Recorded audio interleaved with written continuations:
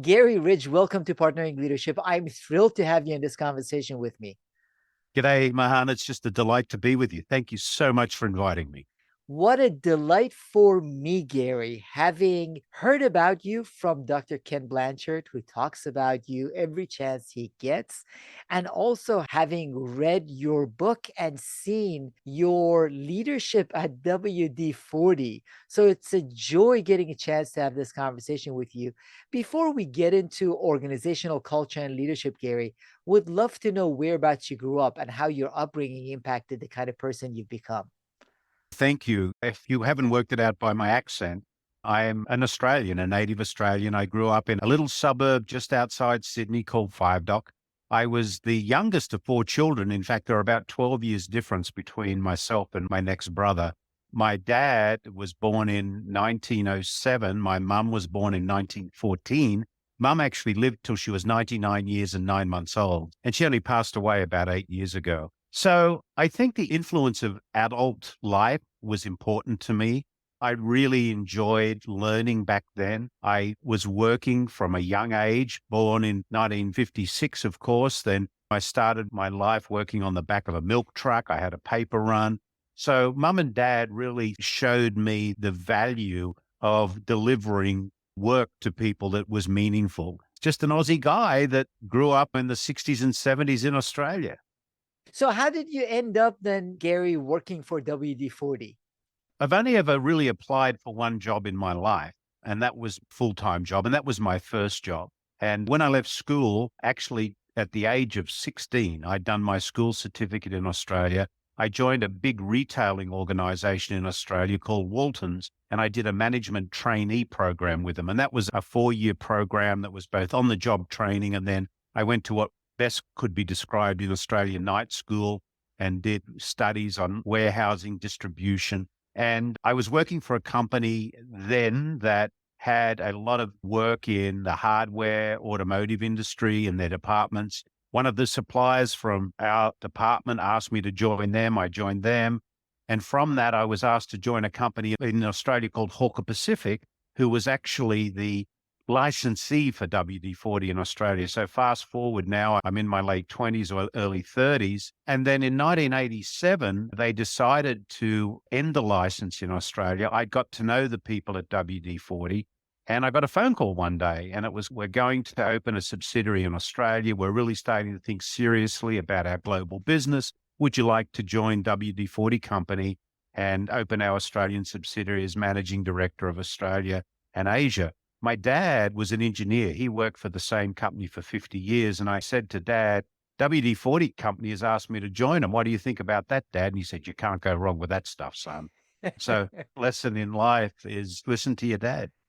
Definitely do that. But when you joined WD-40 was a different era, Garry. And one of the things that I find to be incredible is that if anything was to be commoditized and competed out, it would have been a can of oil.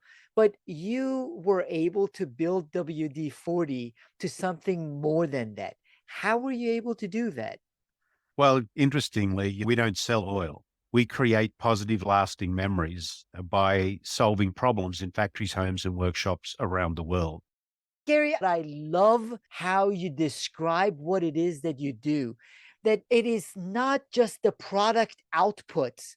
And I can see myself getting excited about how you describe WD-40. So if WD-40 can have that kind of purpose, any organization can. I think what's important too is that the purpose has to be authentic. Authenticity is so important these days. So when you think about WD-40, the blue and yellow can with a little red top, and you think about when you used it, so many times in my life when I've been asked, what do I do? I say, I work for WD-40. I don't tell them my role. They say, I remember when. And we picked up on that very early and we said, we have an authentic purpose here that creates positive, lasting memories. We've often been called a rocking chair brand because people tell us how they were working with their granddad or grandma or with their dad on something, and WD-40 was there, and they remember the smell, they remember the environment. So I think purpose has to be authentic and that you have to be able to link it to the product with authenticity. That's so important. So, Gary, were you seeing this as purpose from early on, or is that a way you describe it now? Because over the past dozen or so years, more organizations have started talking about their purpose. Some, as you said, authentic purpose. Some find words that don't resonate at all with any of their employees or customers, but they still call it purpose. Is this how you viewed it from the beginning, or is this where you settled? I had a moment in life, like most people do. Back in 1997, after I'd moved from Sydney in 1994 to San Diego in 1997, I was given the privilege of leading WD-40 Company as the CEO of a US public company. Now, I'd never actually been to Wall Street. And I thought, wow, what a great gift and privilege this is. I was flying from Los Angeles to Sydney in a Qantas 747, sitting in the upper deck at 2 a.m. in the morning. Probably the only light that was shining down was mine. And I'm looking out over the Pacific Ocean and I'm reading some of the work of the Dalai Lama. And I read a quote of the Dalai Lama. And the quote was, "Our purpose in life is to help people. If we can't help them, don't hurt them." And I thought, wow, that's true. And I thought about it a bit further and I adapted it and I said, our purpose in life is to make people happy. If we can't make them happy, at least don't hurt them. And at the same time, I was amazed by a quote of Aristotle that said, pleasure in the job puts perfection in the work. And I thought, my gosh, I've been given this gift to lead this company. What if we could make working at the company a place that, imagine a place where you go to work every day, you make a contribution to something bigger than yourself. You learn something new, you're protected and set free by a compelling set of values, and you go home happy. Happy people create happy families create happy communities create a happy world. We need a happy world more today than we did in 1997. And I thought, this is my calling. I need to work out how to do this. So that's when I decided to go back to school. I searched around. I found this master's degree at USD in leadership. That's my first interaction with Dr. Ken Blanchard. He was one of my professors. This was all about servant leadership and purpose in life. And I was fortunate enough to be in a company now where I could actually take what I was learning and test it. So this journey of purpose started in 1997 in the upper deck of a Qantas 747 somewhere over the Pacific Ocean. What a beautiful journey. And I want to underline the fact that this is not just soft culture and thinking, in that you are modest. You were able to lead the organization as a servant leader to grow from about 300 million to way over $2 billion. So this is culture making sure and enabling the organization to succeed. It's not do it just to be nice. It benefited the organization and its growth. Absolutely. And actually, it was 300 million in market cap. So the value of the company to over 2.5 billion in market cap in actual value. But more importantly, what made that happen? The will of the people. We have employee engagement at 93.5%. 98% of our people globally say they love to tell people they work at WD-40 Company. And here's one that is amazing. 97% of them say they actually trust or respect their coach, who is their boss. So you can have the best strategy in the world. Let's write a strategic plan. Let's take the strategic plan over to Harvard. Let's get some smart professor to mark it up. And they say, good job. I'm going to give you 60 out of 100 for your strategic plan. But if only 20% of the people who go to work every day, when they go to work, are committed, engaged, passionate about working to achieve that plan, 20 times 60 is 1,200. But if 80% of the people go to work every day and they're enthusiastic, passionate, excited about working on the plan, doing what they need to do, 8 sixes are 48, 4,800. Duh. It's the will of the people and strategy that delivers amazing outcomes. I am convinced that purpose-driven, passionate people, guided by their values, create amazing outcomes. It's important to note that when you say 93% employee engagement, that's astronomical. About one third of workers are engaged. About 20% are actively disengaged. That means they want to do things in the wrong way or the organization or team to get in trouble. So 93% is astronomical. And I understand your purpose drive, Gary. Would love to know, in addition to that, how were you able to do that? Because there's a balance with respect to the leadership, in this case, the CEO, having a certain vision, certain direction, certain things that comes from the leadership and leadership team, and then the engagement of the team members. How were you able to balance that? I mentioned to you that I grew up in Australia. I actually went to a school called Drummoyne Boys High School, and I had a science teacher. And the science teacher one day gave me a petri dish. And they said, what we're going to do with this petri dish is we're going to grow culture. So, what's important? And this is a true story. What's important is what are the ingredients that you need to put in the petri dish? And then once you've put the ingredients in there, what are the behaviors or the actions you need to take to maintain and grow great culture? Let's talk about the ingredients: purpose, values, vulnerability. The list goes on. Put all those in the petri dish. Now, what's the job of the leader? The leader's job is to not only applaud and reward great behavior or good ingredients, but to be brave enough to be able to redirect behavior that's putting toxins into the petri dish. And I think one of the huge downfalls of leaders, and a very good friend of mine, Ron Carusi, wrote a book recently called To Be Honest. I was chatting with him and he said, here's one of the things that we fail at as leaders. We try to protect our comfort at the expense of someone else's growth. Now, let me repeat that. We protect our comfort at the expense of someone else's growth. So if we really love and care about our people, it's not only about rewarding and applauding, but being brave enough to redirect behavior around a core set of values so expectations are known. And I know you read our book, the book with Ken Blanchard. One of the key elements is, what are you going to hold me accountable for? And are you going to have ongoing conversations with me about how am I performing and how am I, as your coach, going to help you get an A? Gary, one of the major challenges that I see in working with a lot of clients and also hearing from some of the podcast listeners that write in is an issue of a lack of accountability and a difficulty with accountability. And then the lack of coaching that is part of what you're talking about, in that it's not just serving people by being nice or kind. Kindness is a part of it. There has to be that candor and that coaching on the other side with the clarity of expectations. So, how were you able to ensure that the leaders and managers in the organization were able to systemically do that? What were some of the best practices that you ensured that this would become part of how people behaved, not just intentions? So, firstly, we embedded the conversation in our talent development program. So, we say that at least every 90 days, you're going to sit down with the people that you are privileged to lead, and you're going to have a conversation about, I'm not here to mark your paper. I'm here to help you get an A. I mean you no harm.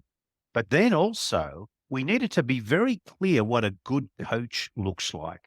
So, let me give you a good coach in a sporting analogy.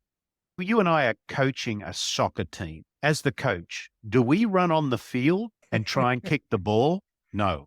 Do we actually go to the podium and pick up the prize? No. Do we want to go and interfere with the actual play? No. A great coach spends a lot of time on the sideline observing the play. And most importantly, they spend a lot of time in the locker room after the game understanding, communicating, and building trust within the team. And never, ever do they go to the podium. Unfortunately, a lot of leaders want to be micromanagers. And I think you know this person. I'm holding up Al here. This is Al, the soul sucking CEO of Fear Inc. And let me share with you some of Al's bad behavior, if I may. Al's ego eats his empathy instead of his empathy eating his ego. Al believes micromanagement is essential. Al is corporate royalty. Al has spent many years climbing the corporate ladder. I shall bow down to Al. Al probably has the biggest office in the building, probably has a private parking space, and you would never find Al in the cantina sitting having morning coffee with all of the people within the company. Al's a master of control. He's a know it all. He has all the answers. He thinks learning is for losers. He must always be right, even when he's wrong. He hates feedback, and don't depend on Al to follow through on his commitments. They're the attributes of a bad coach. That's not servant leadership. That's not what we're talking about. But if you think of the opposite of Al, someone Ken Blanchard would talk about, they involve and love their people. They're always in servant leadership mode. They're expected to be competent. They are connected with emotional intelligence. They think leading is about learning. They have a heart of gold and a backbone of steel. They are champions of hope. They know micromanagement is not scalable. They do what they say they're going to do, and they love feedback. So not only do you have to have accountability clear, but what's your role as a leader? Don't be an Al or an Alice. That's a great campaign and a great bumper sticker. Don't be an Al or Alice. I love the way you described it, Gary. And part of what I appreciate most about your journey and your story is that sometimes I have people writing in and saying that these concepts, thoughts with respect to leadership make sense to the authors. But I live in the real world, and the real world has other challenges. So I love your example because you lived it in the real world. It's not just hypothetical thinking with respect to what a leader should be. First, I wanted to start out, though, on that note, about the fact that it's absolutely incredible to me that you were selected as a CEO. And at that time, you decided to say, I need to learn more. And you went to get your master's. Why did you do that? Oh, because one of the best gifts I've ever been given in life is I'm consciously incompetent and probably wrong and roughly right in most circumstances. The three most important words I've ever learned in my life are I don't know. And today I continue to be a learner day after day. I love the quote. I think it's attributed to Michelangelo, but I don't know whether it was him, which is imparo incoro, which is learning I still am. So I think today more than ever, companies who learn faster will grow faster. That's why I talk about the learning moment. I've just completed last year my 25-year apprenticeship in leadership. I was 25 years as the CEO of a US public company. I have lots of scar tissue and I have lots of learning moments. I've never made a mistake in my life. What I have is lots of learning moments. And the reason I call them learning moments is I want to take away fear. And the definition of a learning moment is a positive or negative outcome of any situation that needs to be openly and freely shared to benefit all people. So let's throw this word failure out because failure is normal. Let's turn every opportunity into a teachable moment. And that's why I went back to school. I didn't know how to do it.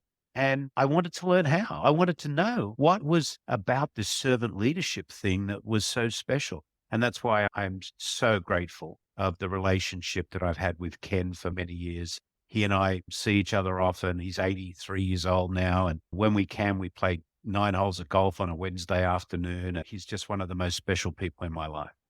He is a special person, Gary, as are you. I'm a big believer in the fact that leadership is example. And if you, as the leader, are willing to constantly learn, constantly think about, talk about your mistakes and what you're learning from them, then you make it more likely that other people will approach it the same way. Now, one of the challenges that I hear, Gary, I know a lot of great leaders, including David Rubenstein, who I had on the podcast. He still reads over 100 books a year. But a lot of leaders say, I'm overwhelmed at this point. There is so much information, emails, text messages, everything else that I have a hard time actively learning.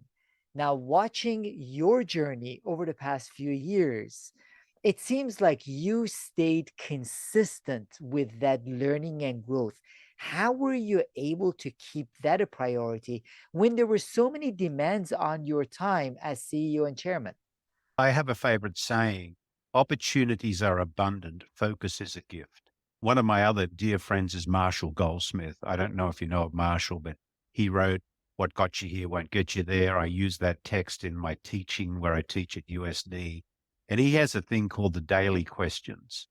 Did I do my best to today? And one of my daily questions is, did I do my best to learn today? Now, it's funny, I was coaching a CEO this morning and we were having the same conversation where we were talking about, do want to learn, but I also want to exercise. I said, why don't you do the both of them together?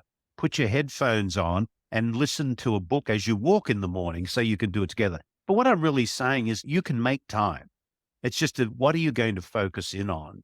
And the more you learn, the better you are, the more time becomes free to you. I think, to be honest, that's a bit of a cop out excuse. It's like me saying, I have the same cop out excuse about losing weight. When I sit down with my doctor and I have my physical, and he says, your cholesterol's great, your heart's good, everything, but you need to lose 10 pounds. And I go, quack, here's all the reasons. Quack. And I know in the back of my head, that little guy in the back of my head's going, that's a pretty poor excuse. The other thing I want to mention, and you said it before, culture is a shadow of the leadership. I want people to hear that culture is a shadow of the leadership. And you mentioned that earlier, that you have to set the example. And if you want people to react, set the example. One of the things that I've always been very deliberate about is making sure that what we want in the company, I'm the one that could go first to do that. I love that, Gary, and there's a lot that the listeners can learn from your experience, most specifically that element. What I would love to hear some more of your thoughts on is that there are hierarchical elements in all organizations. WD-40 wasn't and isn't a holacracy that was attempted in different organizations. There are hierarchical elements. So, what decisions go through the hierarchy, and then how are the teams empowered and the individuals empowered to make some of the decisions? Where is the balance in an organization like WD-40?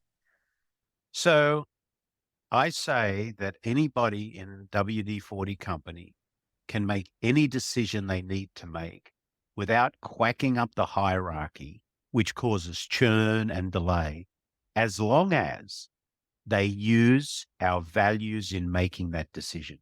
So we have a set of 6 hierarchical values. Each one of those values has a written paragraph underneath it that describes what the behavior is around that value. And anybody in the company can make any decision they need to make as long as they use our values as the key to making that decision. And I'll give you an example how that might work. Would you like that? Absolutely. I just wanted to underline one point and then would love for you to shed some light on that. In that, I heard you say the values are hierarchical, in that the values are not things that people get to decide on their own or within their teams. There is a hierarchy in the values. So I would love for you to give an example and also shed some light on that, because the way you describe it is very different than how I had heard it before. Okay. So the example is actually going to illuminate that. So our number one value in the company is we value doing the right thing. Our number two value is we value creating positive, lasting memories in all of our relationships. Our number 6 value, and there's 6 in total, is we value sustaining the WD-40 company economy, which is really about growing profitability. So situation occurs. We have a mandatory in our in WD-40 company that nothing we make will have any cancer causing chemicals in it. So no Prop 65 chemicals. So here's a situation. You're someone in the purchasing department. A vendor comes along to you and says, hey, I have a chemical that I would like to present to you. And if you use this in this formulation, you can make another $3.5 to $4 million a year. Is that exciting to you? Because, yeah, of course it's exciting. However, it's a Prop 65 chemical. So you've got to just put this few little words on the back of the can. Is that okay? Now, if our values weren't hierarchical, then they could go to the number 6 value and say, yeah, that's a consideration. Let me talk to my boss. But because they're hierarchical, the answer to the question immediately is no. No, I'm sorry.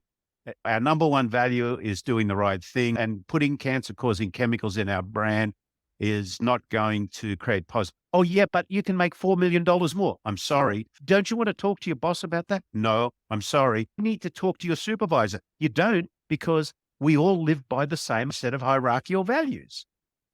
The other thing that's really cool about hierarchical values is they allow you to be a great coach. And I have another example if you want it. Yes, please. Absolutely. I love this. Okay, so our second value is we value creating positive, lasting memories in all of our relationships. So here's a simulation of an event that occurred some time ago. So we're in a meeting one day, and it's early in the morning. And there's someone in the room, one of our treasured tribe members, who is not creating positive, lasting memories. It's obvious they've had a bad morning. And you've been in one of those meetings, Mahan, where the toxins start to come out. So as the coach, as the leader, what do you do in that meeting? Number 1 is option A. You stop the meeting, you reprimand the person, and you continue the meeting. Don't do that. Why? Firstly, that person's embarrassed, and everybody else in the meeting thinks, when am I going to get shot at what meeting next? Number 2, you do nothing. That doesn't work either. Number 3, what if we thought about our values? Our second value is to create positive, lasting memories. So the meeting ends. We walk out of the meeting room. I say to this person, hey, Mahan, let's go for a walk.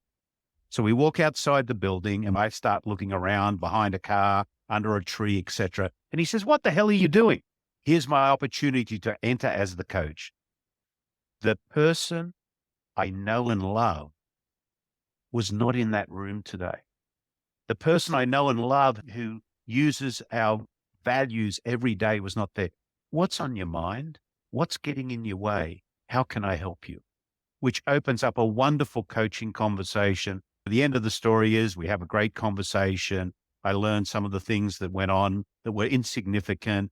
The tribe member has a learning moment, goes back into the building, apologizes to a couple of people. They say, we know it wasn't you. So again, we can use our values as an opportunity to be great coaches because we've all agreed to them.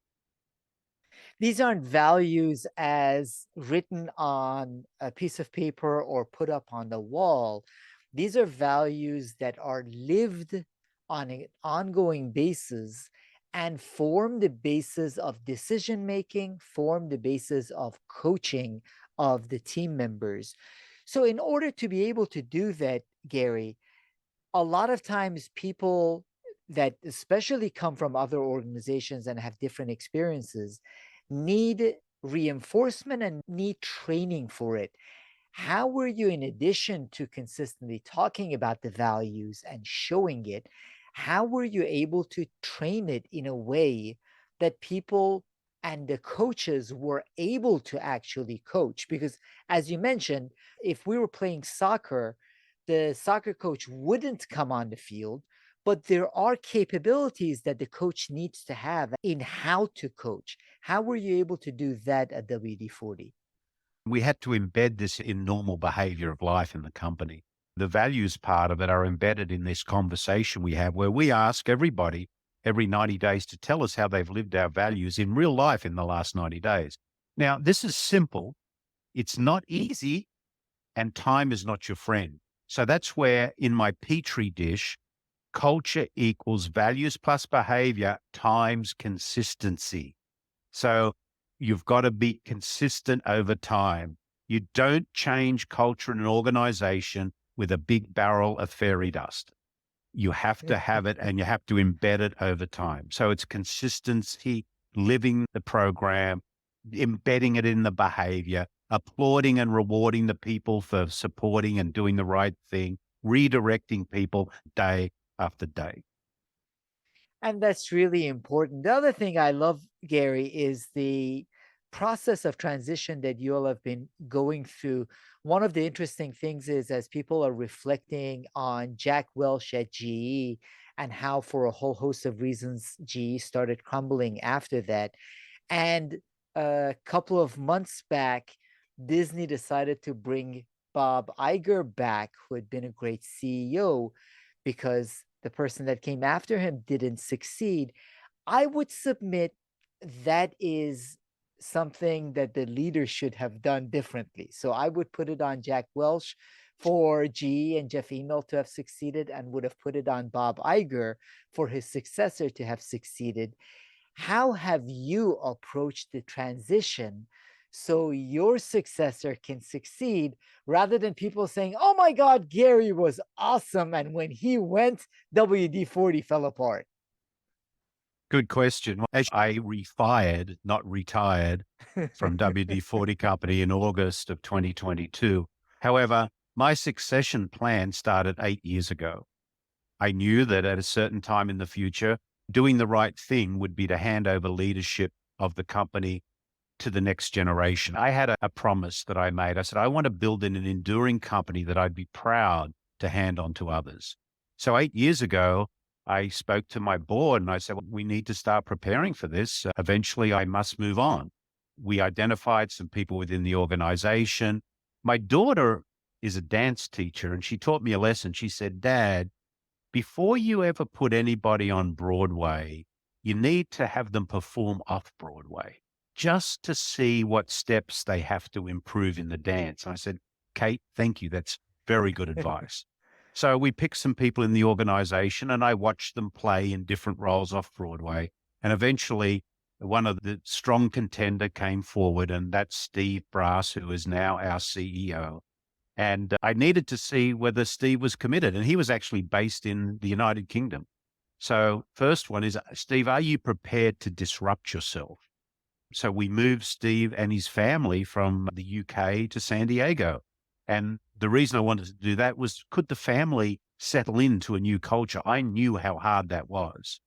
And then Steve had won the trust of our European operation, been with the company as when he took leadership 31 years. So he's lived and actually contributed a lot to building this culture. He was then running our Americas division. And then about 2 and a bit years ago, I brought him alongside. I said, Steve, I've got a motorbike here. Get in my sidecar. We're going to ride this road together for 2 years.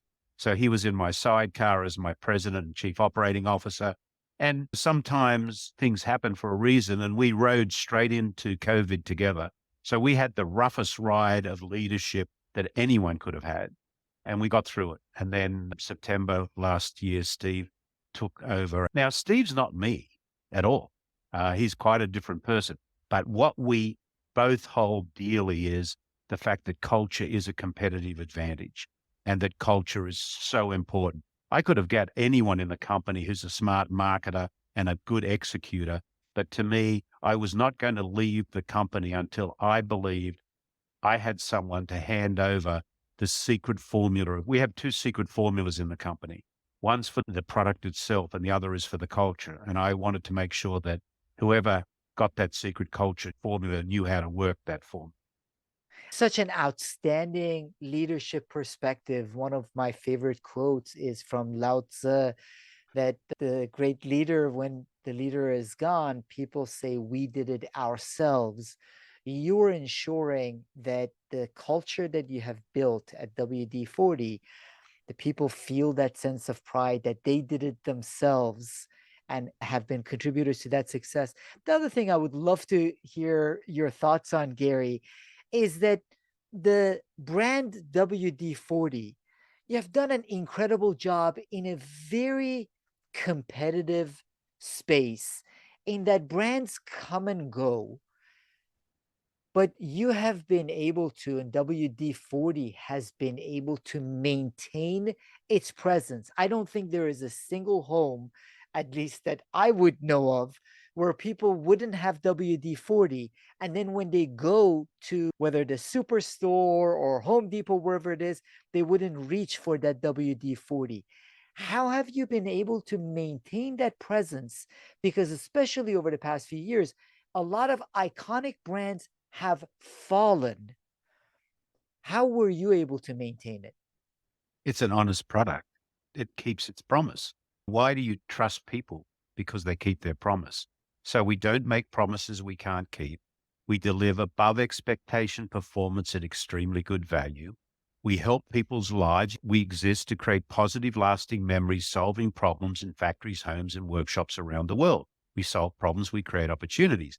Now, the fortunate thing is, and this is where our growth has come from and where the growth will be into the future, today, around the world, hundreds of thousands of people will wake up and they will meet the blue and yellow can with a little red top for the very first time. It will solve a problem and it will create a memory for them that will be embedded. And consistency. If you look at our product, the blue and yellow can with the little red top, it looks the same today as it did in the 1960s. So we've embedded that image. We can show you that blue and yellow can with nothing written on it. And in most markets where the brand's established, they'll tell you what it is. So consistency, keep your promise, be honest, all of the things that are important, great value, create memories. Those are great attributes for leadership as well as the brand. As you are transitioning, Gary, you're spending your time as a CEO coach, as a speaker, as an author. What I wonder is there have been conversations around the kind of leadership you're talking about and servant leadership, whether it's Ken Blanchard for decades has been talking about it, or others, Jim Collins, level 5 leadership. There are more books and thoughts about it. However, there are a lot of leaders of organizations, big and small, and teams that are not behaving and are not leading the way all of the great authors are saying we should lead. What do you think is causing that disconnect where the thinking on leadership has been so much focused on engagement, servant leadership, level 5 leadership, all of them capturing some of the basic core elements of what leaders need to, how they need to behave, while the reality that we see in the world that we operate, from some high tech entrepreneurs to smaller organizations, is continuing to be different. I think there's a couple of things. I'll name them. Greed, number one, ego, number two, and playing the finite game instead of the infinite game. You look at one of the best investors in the world, Warren Buffett. What does he do? He thinks long term. But unfortunately, the public market doesn't appreciate that organizations are there to play the infinite game. One of our board members, her name is Laura Lee, she shared something with me some time ago. She said, nothing outcompetes an authentically purpose driven, centric, values aligned culture where people feel like they belong. Now, you can't do that in 90-day intervals. One of the biggest battles I've had over 25 years as a public company CEO is fighting Wall Street's "what did you do for me in the last 90 days" mentality. And I've said, if you follow us quarter by quarter, you're going to jump off a cliff because we do not lead our business in 90-day intervals. And many years ago, at that time, one of our largest investors, I was meeting with them. I said, if you think that I'm smart enough and we're smart enough to run a company in 90-day intervals, you're wrong. And he said, I'm glad you're not dumb enough to think you could do it, because that's not what it's all about. It's greed, it's ego, it's playing the finite game instead of the infinite game. And it's showing up now. I wrote an article last year about the Great Escape. What COVID did, it did many bad things, but one thing it did do, it slapped leadership up the side of the head and said, if you don't recognize that it's the power of your culture that's going to drive your business, you're in big trouble. And that's why people are escaping. This is not the great resignation. This is the great escape. They've been jailed in toxic cultures for so long. And they said, I'm going to set myself free. I'm escaping this. I'm not putting up with this anymore. pay attention. It's all about the people. But it's not easy. It's not easy. It's much easier to be a CEO for 3 years and get 3 years of really good performance and then cash out than it is to be a CEO for 25 years and to build a company with enduring culture. And we had a compounded annual growth rate, a total shareholder return of 14% a year. If you would have bought $100 worth of WD-40 stock in 1998, it's worth $1,800 at the end of August when I was handed over. But more importantly, 93% employee engagement, 98% of people going home happy. Happy people create happy families create happy communities create a happy world. We need a happy world, and business has the biggest opportunity to deliver that. So let's do it. That's what I'm committed to now, as I've now finished my apprenticeship of leadership for 25 years. I want to be talking to CEOs and saying, look, you can read all the books you like about people who've never done it. I want to show you even a dumbass can do it, because I did it. Beautifully put with humility, Garry. And that's one of the reasons I love celebrating leaders like you, because I know you are genuinely humble. And I believe who we choose to celebrate and what we choose to celebrate determines what people aspire to do and who they aspire to become. And one of the things that I find somewhat annoying is the celebration or over celebration of outlier entrepreneurs that might have a breakthrough or do something big in the short term, leaving a wake of destruction behind them, as opposed to people that, as you said, consistently over a period of time do good, and do good not just for themselves as a selfie leader with their image in the center, but as a leader that helps other people thrive, their families thrive, and their communities thrive, which is why for me, it's such a pleasure and joy, this conversation with you, Garry Ridge. How can the audience, Garry, find out more about you and follow your content and work? Well, thank you. Follow me on LinkedIn. Just look me up, GaryRidge on LinkedIn. You'll find me. Please follow me. I post, I put blogs on there from time to time.